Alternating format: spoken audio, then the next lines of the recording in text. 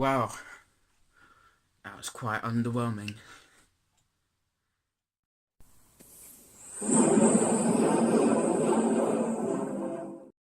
Well, hello there YouTube and welcome to my review of the Battle of Ranskoor of Kolos. And we are now up to date with Series 11. And yeah, so this is the finale. And just before I get into it, I'll just like to say some big news, I guess, from my fan audio. Episode 2 and Episode 3 are fully recorded, finished, all done. They just need to be edited now. But they're recorded, like I've got all the audio and stuff, and episode 1, about a fifth of it, I guess, is done. So I mean, there's still a lot to do. That's only about 2 and a bit episodes out of 9, but it's making progress. No doubt I'll release it during the time that I want to, but it's possible. And something that has already been announced in my channel description, but I'd imagine most of you haven't seen it. There will be a prequel, and even better, that prequel will have visuals. And there will be there will be 1 or 2 teasers that will be coming out, which will be visuals as well. There'll be a trailer as well, which won't be visual. But the prequel that will be coming out, so I'm hoping to get it out on the 5th of January. Either the 5th of January or 28th, I think, the previous Saturday.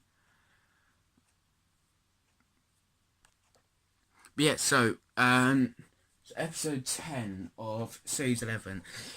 So let's get into the first point. So the first point is it's great CGI. There's only one weak point, and I think that was when it was with the Ux, and when they were first introduced and they're building the rocks. It gone from like I think it's a bird's eye view, I think that camera shot's called, and it didn't look great. But apart from that, this CGI was brilliant, and overall for like episode quality wise, I think it was one of the best in Doctor Who. And speaking of the start, it was really movie-like, It's the sort of start I would expect from a movie, and it got me intrigued. And it was very intriguing. So directing throughout this is great. Just like the rest of the series, the directing in the series has been great. Yeah. So the first negative. So the title, yet again, is very deceiving.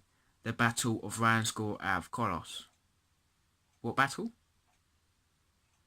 Let's take a step back. Think about what fight scenes there were in it. Two Shaw get shot in the foot. Couple of shoulders, like sniper bots shoot each other. That's about it. Come on, Chibnall, that's like 3 out of technically 6 of your episodes that have had stupid titles. Episode 4, Arachnids in UK, should have been Spiders in Sheffield, or Arachnids in Sheffield. Episode 5, the Tsuranga Conundrum. What sort of name is that? The Tsuranga Conundrum. For quite a while, I didn't even know how to say it properly. And your Battle of Ranskoor of Kolos, there is no battle. And Paul Tracky as well. What sort of name is that? I mean, if it was mentioned in another review that I saw by Harry's Moving Castle. It's literally a pole. It's like a pole and then a tracksuit. Paul Tracky. Oh my god. I mean, I'm not very good at names. But I mean, I would guess I'll spoil something for you. One of the creatures in one of the 9 episodes, one of them is called a Pranek.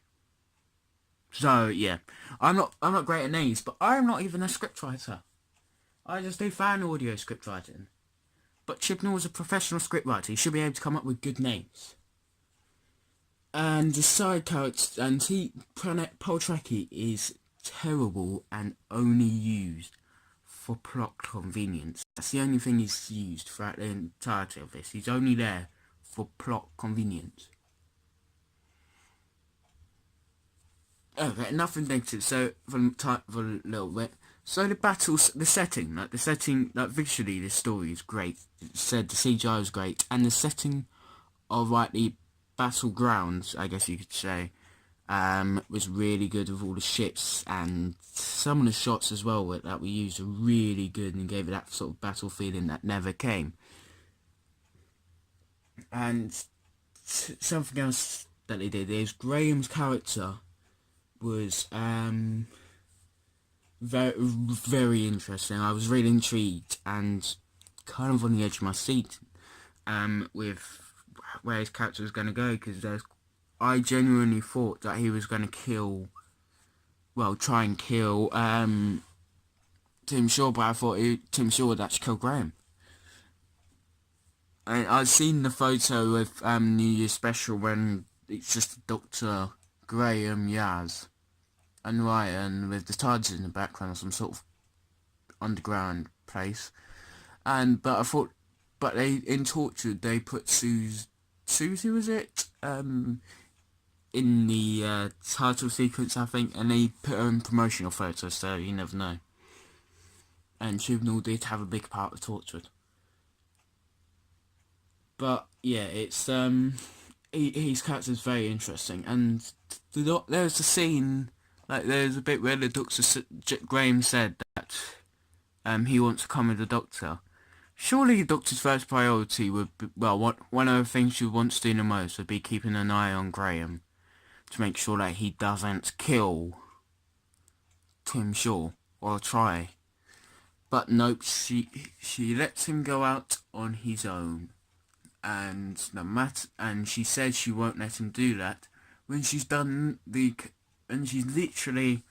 given him the best opportunity to do so. Why would you do that? So yeah, and I didn't really like the Doctor that much in the story. There's a couple of points that what I just mentioned, and her taking grenades and bombs didn't feel Doctor-like at all, and she spoke so much. She said so many lines in this, and it got so annoying that they didn't need to include so many lines for her. I mean, one of the examples was about the weddings. Why did you need to say that? That scene would have been no different, probably better, if you didn't mention the wedding.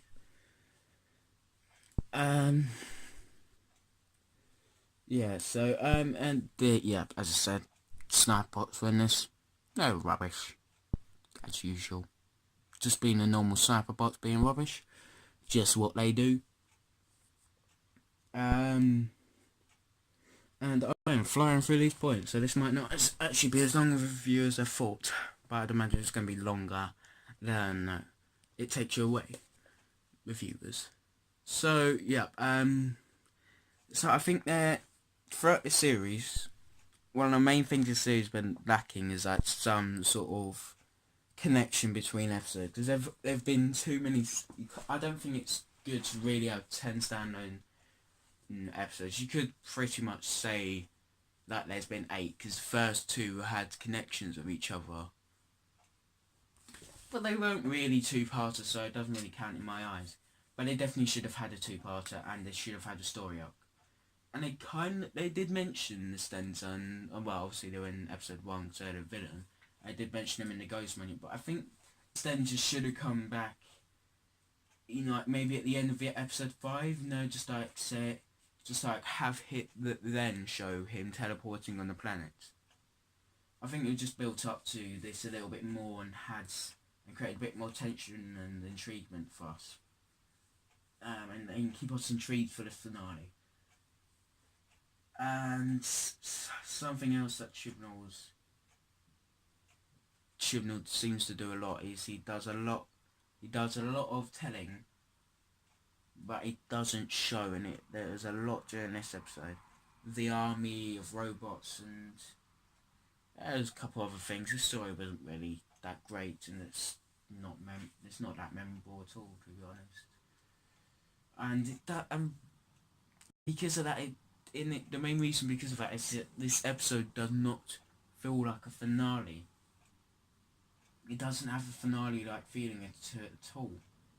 It's really disappointing, considering this series hasn't been the greatest series at all. But something that was good from this is the score was very good, and the scenes between Jodie and Tim Shaw, and Graham and Tim Shaw, were both really good, really intriguing. And the scene between Jodie and Tim Shaw reminded me a little bit of the scene between Capaldi and Davos in the Magician's Apprentice and The Witch's Familiar. Remind me of a lot of that. So yeah. And again, something else that really did bug me when I rewatched it is when it was said that the Earth was fried, and when the Doctor was saying that she wasn't really willing to kill to save the life of the Earth. Yes, just seems like, oh, you gotta let them die because the Earth is gonna die. She didn't say it with a need of urgency. She said it just as if it's an ordinary thing, and it just seemed really stupid. I'm not sure whether it's scriptwriter error or a man that Gill's error when acting it, but it just seemed like she's like, the Earth's dying, cool, about to get roasted, probably turned into that small little planet, sure. Yeah,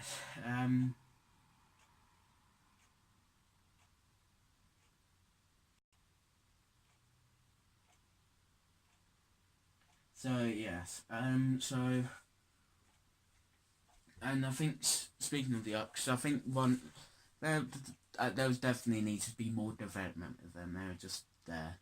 They talked about them with like as really powerful species, but didn't really do much to show it, and it's just another disappointing thing throughout this episode. And again, no cliffhanger is disappointing. I'm pretty certain Chibnall used to leave cliffhangers in Torchwood. Probably done in the Broadchurch episodes as well. I don't get why he's not leaving cliffhangers in this series, especially to a New Year's special. It does not make sense. You're not building up any hype for them at all. But yeah, so now for my conclusion. So this episode overall had sort of quite a few good moments. Visually it was very good, the score was decent, Tim Shaw was definitely at his best, and as I said in previous reviews, I really liked Tim Shaw. I'm glad he came back, but he wasn't really utilised, and something I did forget to mention, the way the situation was resolved does not make sense. Shoot him in the foot. Tim Shaw could have iced their faces or whatever when they were taking him into the ice chamber thing. Oh, actually, speaking of this, it's actually made my rating lower. Just speaking about all of this. So, originally my rating for this was going to be 6 out of 10. Well, it's moved down to a 5 out of 10. So thank you for watching my review of episode 10, and interestingly, another one of Chibnall's. So this seems to happen with most of these episodes. From episode 4, this I quite enjoyed it first watch. Arachnids in UK, quite enjoyed it first watch. Rubbish, completely failed to rubbish rating. Tsuranga Conundrum, really liked that first watch. Second watch, what? This episode, quite liked it first watch. It's boring, annoying, and disappointing and underwhelming. So yeah, so thank you for watching this review. There will be 2 videos out tomorrow, Rose review and the resolution preview. But until then, I'm out. Goodbye.